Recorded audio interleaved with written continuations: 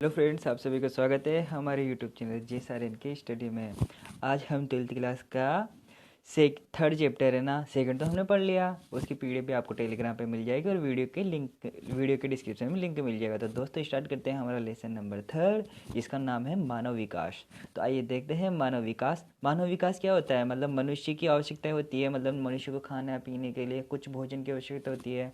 तो उन सबका आवश्यकताओं की पूर्ति के लिए है ना, कौन कौन से मानव के लिए विकास किए गए हैं, जैसे कि चिकित्सक के लिए चिकित्सालय खोलना, विद्यालय खोलना, इन सभी विकास ये हमारे विकास के लिए ही उत्तरदायी कारक हैं। तो उनके बारे में हम डिटेल से पढ़ेंगे। तो आइए देखते हैं मानव विकास की परिभाषा को। तो इस वीडियो को अपन ट्रिक से पढ़ेंगे और आसानी से पढ़ेंगे। तो आइए देखते हैं मज़ेदार ट्रिक कैसे पढ़ते हैं। मानव विकास किसे कहते हैं? तो मानव विकास यानी कि मनुष्य का विकास।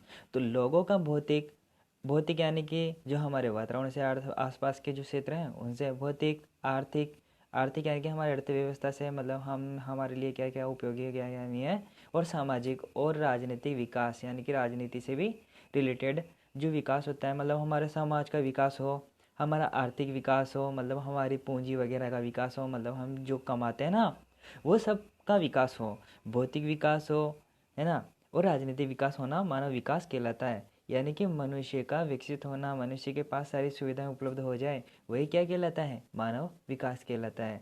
जिसमें प्रमुख है शिक्षा, स्वास्थ्य, सशक्तिकरण के अवसरों में वृद्धि करना। यानी कि शिक्षा और स्वास्थ्य, यानी कि लोगों को अच्छी शिक्षा मिलेगी तो अच्छी शिक्षा मिलेगी तो रोजगार भी अच्छे से कर पाएंगे, रोजगार भी कर पाएंगे, क्योंकि शिक्षा से क्या मिलता है? रोजगार मिलता है। अच्छा रोजगार मिल पाएगा और स्वास्थ्य सुविधाएं भी रहेगी। यानी कि स्वास्थ्य सुविधाएं यदि बढ़ेगी, यानी कि बड़े बड़े हॉस्पिटल वगैरह के लिए करेंगे। यदि किसी के दिल में यदि छेद हो जाए तो उसके इलाज के लिए भी तो कुछ ना कुछ चाहिए ना। तो उसके लिए एक अच्छा हॉस्पिटल चाहिए और अच्छे चिकित्सक चाहिए, यानी कि अच्छे डॉक्टर्स चाहिए।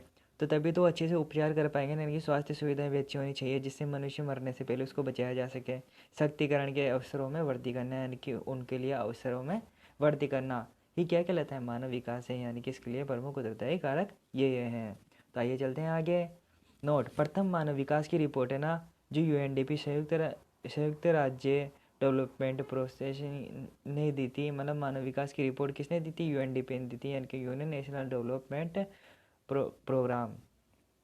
1990 में प्रकाशित की गई थी ये रिपोर्ट।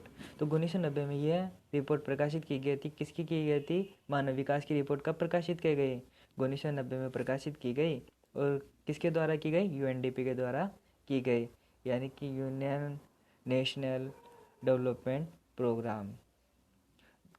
120 करोड़ से अधिक जनसंख्या वाले, यानी कि 121 आएंगे यहाँ पर।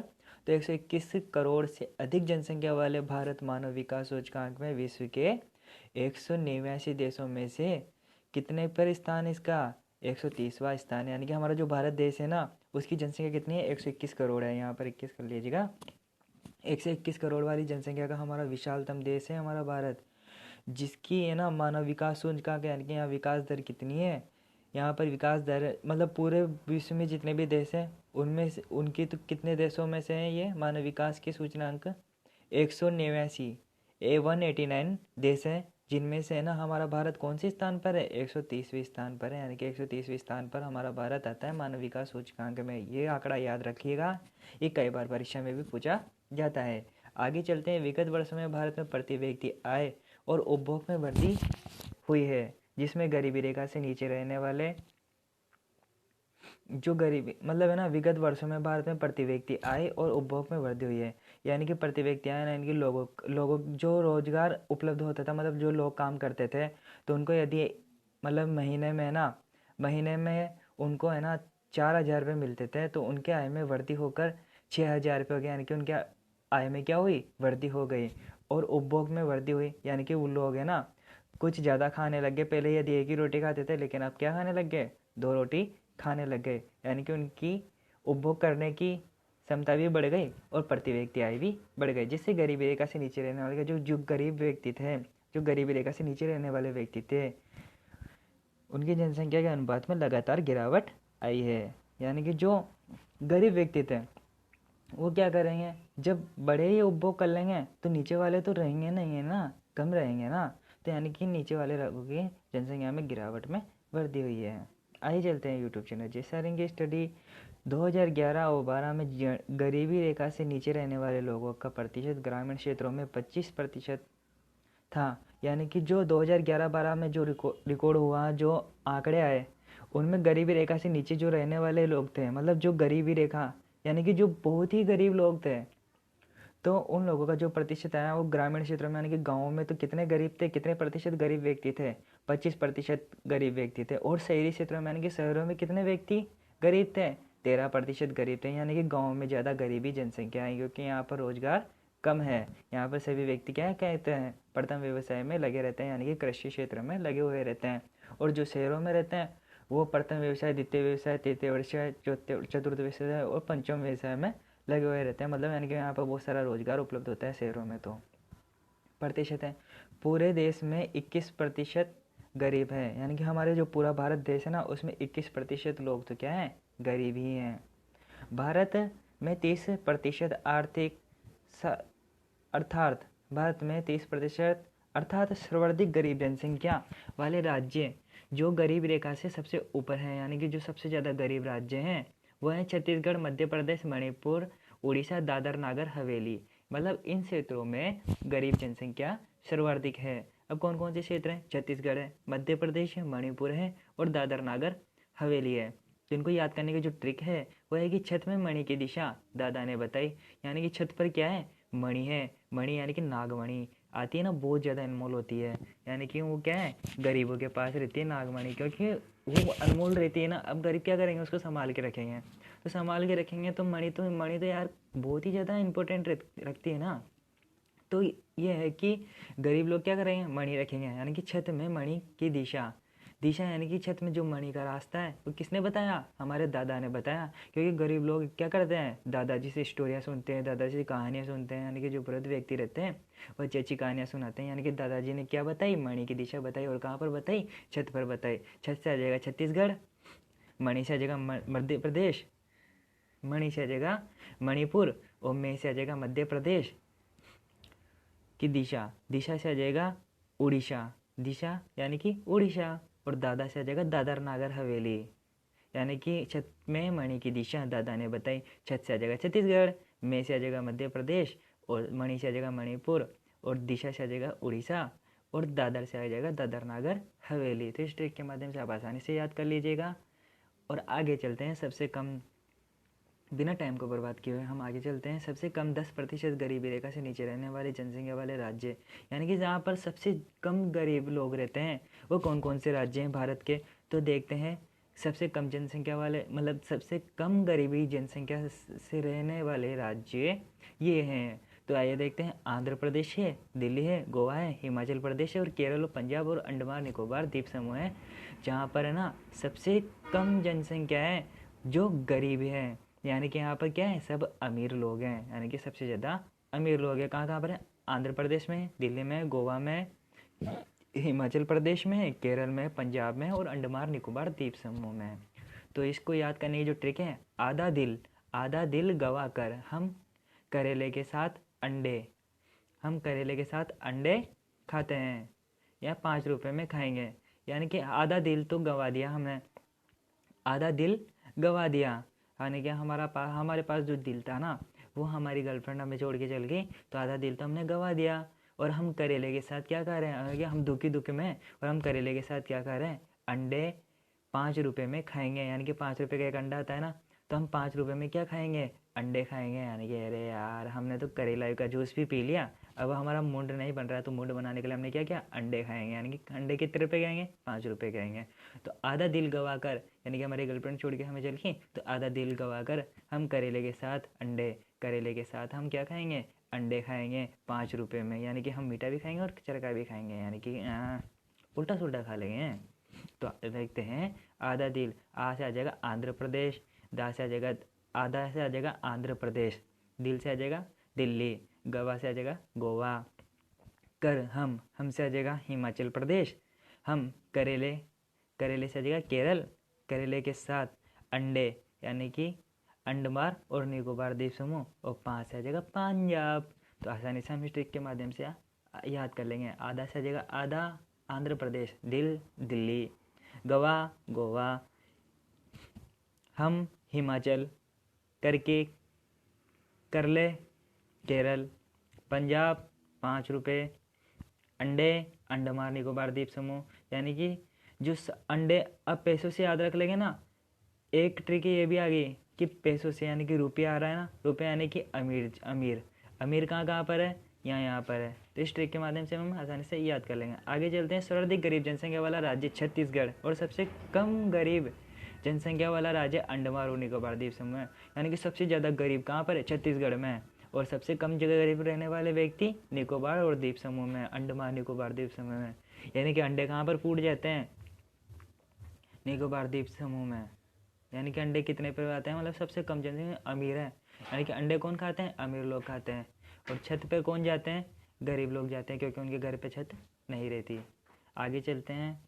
स्वास्थ्य जीवन के सूचक। अब स्वास्थ्य जीवन के सूचक कौन कौन है, रोग और पीड़ा से मुक्त जीवन का होना। यानी कि रोग और पीड़ा से मुक्त जीवन का होना ही क्या कहलाता है, स्वस्थ जीवन के सूचक है। यानी कि व्यक्ति कब स्वस्थ रहेगा, जब उसको कोई रोग नहीं होगा और कोई पीड़ा नहीं होगी, कोई दर्द वगैरह नहीं होगा, तो लोग व्यक्ति क्या होगा, स्वस्थ जीवन जिएगा, यानी कि अच्छा जीवन जिएगा। शिशुओं की मृत्यु दर घटना। यानी कि शिशु रहते हैं ना, शिशु जो माताएं रहती हैं, मतलब जो औरतें रहती हैं, वो बच्चों को जन्म देती है, लेकिन वो बच्चे क्या हैं, गर्भावस्था में या फिर अच्छी चिकित्सक सेवाएं उपलब्ध नहीं होने, अच्छे डॉक्टर नहीं होने के कारण क्या करते हैं, वो बच्चे जन्म लेने से पहले ही मर जाते हैं या फिर जन्म लेते टाइम मर जाते हैं। तो शिशुओं की मृत्यु दर में घटना, यानी कि शिशु रहते हैं ना, उनकी मृत्यु दर में घटना ही क्या कहलाता है, स्वास्थ्य जीवन के सूचक। यानी कि वह लोग पैदा हो सके, मतलब छोटे छोटे बच्चे रहते हैं ना, अच्छे से पैदा हो सके, अच्छी सुविधाएं उपलब्ध हो, वो स्वास्थ्य सुविधाएं उपलब्ध कराना, ये क्या कहलाता है, स्वास्थ्य जीवन के सूचक। यानी कि लोगों को मरने से पहले ही बचाया जा सके, यही क्या कहलाते हैं, स्वास्थ्य जीवन के सूचक कहलाते हैं। यूट्यूब चैनल जैसा इंग्लिश में PDF आपको वीडियो के डिस्क्रिप्शन में मिल जाएगी दोस्तों। आगे चलते हैं। भारत में मृत्यु दर। भारत में जो मृत्यु दर है, यानी कि मरने वालों की दर है, यानी कि उनकी जो लिस्ट है, वो 1951 में 25.1% से घटकर 2015 में 6.5% हुई। यानी कि 25.1% से घटकर 6.5% हुई 2015 में। भारत में मृत्यु दर 1951 से 25.1% से घटकर 2015 में 6.5% हुई। यानी कि भारत में जो मृत्यु दर थी वो 2051 मतलब 1951 में तो कितनी थी, 25% थी, से घटकर मतलब 25% से घटकर अभी कितने हो गए, 6.5% दर हो गए। यानी कि लोग है ना पहले 25% मरते थे, लेकिन अब कितने मरने लग गए, 6.5% ही मरने लग गए। यानी कि कितनी घटोतरी हो गई, यानी कि 19% घटोतरी हो गई। भारत में स्त्री लिंगानुपात घट रहा है। यानी कि स्त्री लिंगानुपात, यानी कि स्त्रियों और पुरुषों में जो लिंगानुपात किया जाता है, मतलब पुरुष अधिक होते थे और स्त्री कम होती थी, तो वो घट रहा है। मतलब स्त्रियों को भी अधिक बढ़ावा दिया जा रहा है भारत में। भारत में सर्वाधिक लिंगानुपात केरल का है। यानी कि सर्वाधिक लिंगानुपात कहाँ पर है, केरल में। यानी कि यहाँ पर पुरुषों की जनसंख्या तो ज़्यादा है, मतलब पुरुषों की जनसंख्या तो कम है और स्त्रियों की संख्या ज़्यादा है। यानी कि लिंगानुपात क्या होता है, लिंगानुपात स्त्री और पुरुष के बीच मध्य जनसंख्या का अनुपात होता है। यानी कि स्त्रियां तो कम होती हैं और पुरुष ज़्यादा होते हैं इनमें लिंगानुपात में। लेकिन केरल में सर्वाधिक लिंगानुपात है। यानी कि लिंगानुपात सबसे ज़्यादा कहाँ पर है, केरल में। यानी कि यहाँ पर स्त्रियों की संख्या तो ज़्यादा है और पुरुषों की संख्या कम है। पंजाब हरियाणा जैसे विकसित राज्यों में लिंगानुपात प्रति 1000 बालकों की तुलना में 825 बालिकाएँ हैं। यानी कि पंजाब जो हरियाणा और राज्य हैं, वहाँ पर जो लिंगानुपात है, वहाँ पर 1000 पुरुषों पर कितनी स्त्रियाँ रहती हैं, 850। यानी कि इन राज्यों में ना 1000 पुरुष होंगे ना, टोटल मिला के 1000 पुरुष होंगे, तो वहाँ पर 850 बालिकाएँ ही पाई जाएगी। यानी कि स्त्रियों की संख्या कितनी होगी, 850 ही होगी। आगे चलते हैं। यानी कि बहुत कम है, यानी कि लिंगानुपात बहुत कम है, क्योंकि 850 ही है यहाँ पर तो, और वहाँ पर कितनी थी, 1000 थी। यानी कि पुरुष तो 1000 थे और स्त्रियाँ कहाँ पर थी, 850 थी। यानी कि बहुत ही कम है। आगे चलते हैं। मानव विकास की कुंजी क्या है। यानी कि मानव विकास की कुंजी क्या है, मानव विकास की एक चाबी क्या है कि मानव विकास किया जाए।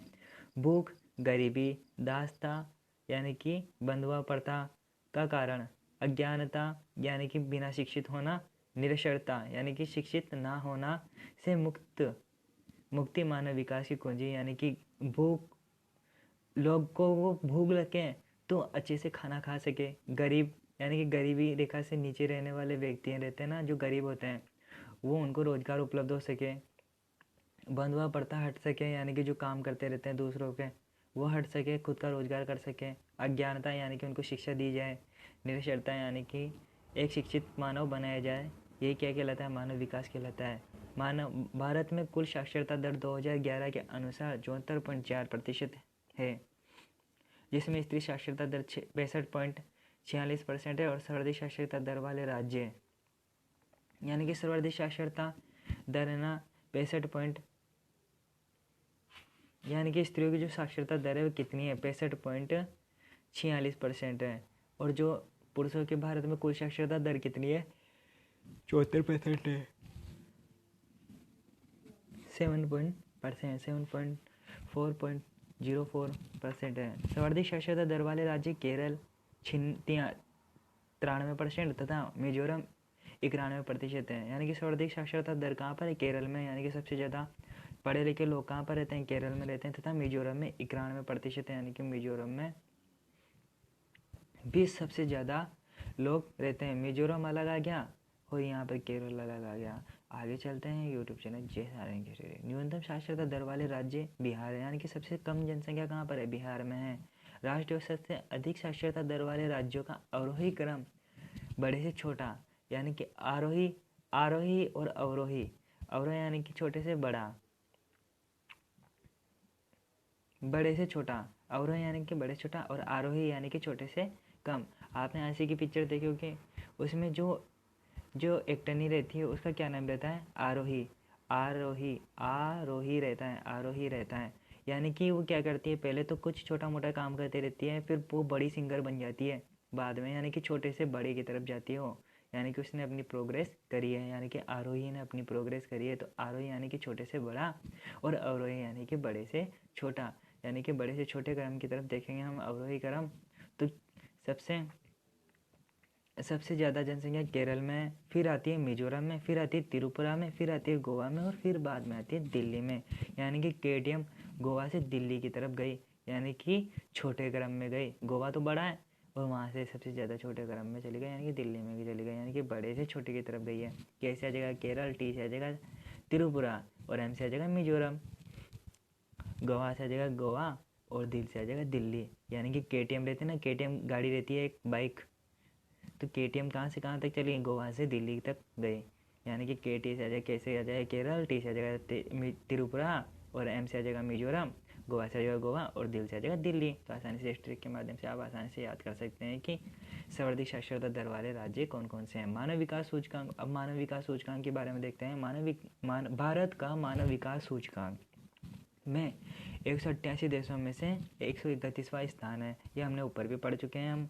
भारत में सर्वाधिक मानव विकास सूचकांक केरल का है, यानी कि सबसे ज़्यादा मानव विकास सूचकांक कहाँ पर है? केरल में है। इसके बाद में दिल्ली, हिमाचल प्रदेश, गोवा और पंजाब में सर्वाधिक मानव विकास सूचकांक, यानी कि इसके बाद में कहाँ पर है? बाद में कर लीजिएगा बारह की जगह। इसके बाद में दिल्ली, हिमाचल प्रदेश, गोवा और पंजाब में आते हैं। तो इस ट्रिक के माध्यम से आप आसानी से याद कर लीजिएगा। देखते हैं, हम दिल्ली गोवा में छोड़ आए पंजाब में प्यार करके। हम दिल्ली गोवा में छोड़ आए, यानी कि दिल्ली को कहाँ पर छोड़ा है? गोवा में छोड़ा है हम, क्योंकि हमने कहाँ पर प्यार किया था? पंजाब में प्यार किया था, यानी कि हमने प्यार तो किया पंजाब में और दिल कहाँ पर छोड़ के आ गए? गोवा में छोड़ आ गए। हम दिल गोवा में छोड़ आए पंजाब में प्यार करके। तो इस ट्रिक के माध्यम से देखते हैं सर्वाधिक मानव विकास सूचकांक के राज्यों को। हमसे आ जाएगा सर्वाधिक मानव विकास सूचकांक में केरल, दिल्ली, हिमाचल प्रदेश, गोवा, पंजाब। हमसे आ जाएगा हिमाचल प्रदेश, दिल से आ जाएगा दिल्ली, गोवा से आ जाएगा गोवा, छोड़ आए पंजाब से आ जाएगा पंजाब, कर से आ जाएगा केरल करके। तो इस ट्रिक के माध्यम से आप आसानी से याद कर लीजिएगा कि हम दिल गोवा में छोड़ आए पंजाब में प्यार करके। आगे चलते हैं। न्यूनतम मानव विकास सूचकांक छत्तीसगढ़ में है और फिर उड़ीसा, बिहार में, यानी कि सबसे कम मानव विकास सूचकांक कहाँ पर है? कौन कौन से राज्यों में? छत्तीसगढ़ में, उड़ीसा में और बिहार में। यानी कि छत पर भी चिड़िया उड़ी, यानी कि चिड़िया कहाँ पर उड़ी, छत पर उड़ी, यानी कि छत से आ जाएगा छत्तीसगढ़। पर बी से आ जाएगा बिहार, उड़ी से आ जाएगा चिड़िया, चिड़िया से आ जाएगा चिड़िया उड़ी, उड़ी से आ जाएगा उड़ीसा। तो इस ट्रिक के माध्यम से आसानी से याद कर लीजिए, छत पर भी चिड़िया उड़ी, छत से आ जाएगा छत्तीसगढ़, बी से आ जाएगा बिहार, चिड़िया उड़ी यानी कि उड़ीसा। तो इस ट्रिक के माध्यम से आप आसानी से याद कर लीजिएगा कि न्यूनतम मानव विकास सूचकांक कहाँ कहाँ पर है। मानव विकास सूचकांक को बढ़ाने में सामाजिक, राजनीतिक तथा आर्थिक ऐतिहासिक कारक उत्तरदायी होते हैं। मानव विकास को जो बढ़ाने में जो कारक हैं वो कौन कौन से? मानव विकास सूचकांक को बढ़ाने में सामाजिक, राजनीतिक, आर्थिक, ऐतिहासिक कारक उत्तरदायी होते हैं। केरल का मानव विकास जो सूचकांक है सबसे ज़्यादा होना वहाँ की साक्षरता दर बढ़ाना है। यानी कि केरल में सबसे ज़्यादा मानव विकास सूचकांक इसलिए है क्योंकि वहाँ पर साक्षर लोग ज़्यादा हैं, यानी कि वहाँ की साक्षरता दर ज़्यादा है, क्योंकि यहाँ पर पढ़े लिखे लोग ज़्यादा रहते हैं। आगे चलते हैं। यूट्यूब चैनल जय साइंस की स्टडी। जनसंख्या, पर्यावरण, विकास क्या है इसे देखते हैं। विकास एक जटिल संकल्पना है। विकास क्या है? एक जटिल संकल्पना है, यानी कि विकास करना बहुत ज़्यादा कठिन होता है। यदि इसे एक बार प्राप्त कर लिया जाए, यानी कि विकास को एक बार प्राप्त कर लिया जाए, यानी कि विकास एक बार हो जाए तो समाज की सभी सामाजिक, यानी कि समाज में जो सामाजिक रहती है, यानी कि सामाजिक, सांस्कृतिक और पर्यावरणीय समस्याओं का निदान हो जाएगा। यानी कि जो पर्यावरण से समस्या होती है, समाज से समस्या होती है, सांस्कृतिक जो समस्या होती है, उन सभी का निपटारा क्या है? एक विकास करना है, यानी कि मानव विकास करना है।